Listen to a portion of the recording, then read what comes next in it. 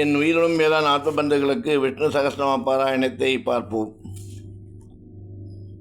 அமேயாத்மா கடலைப் போல் ஆழமாய் அளவிட முடியாதவர். குணங்களே ஏற்ற அவதார செயல்களை பார்ப்போம்.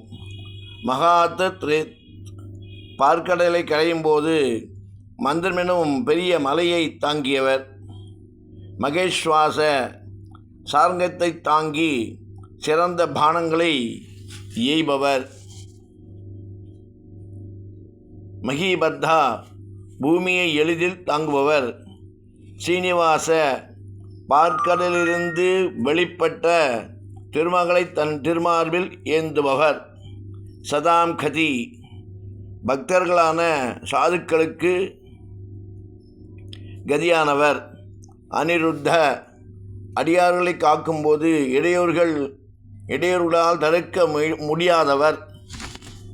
ஹம்சாவதாரம் சுரானந்த தேவர்களின் ஆபத்தை போக்கி மகிழ்ச்சியை கொடுப்பவர்.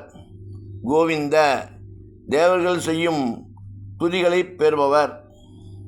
கோவிதாம்பதி வேத வாக்குகளை அறிந்தவர்களுக்கு தலைவர். எப்படி 190 நாமாவளி அர்த்தங்களை பார்த்தோம்.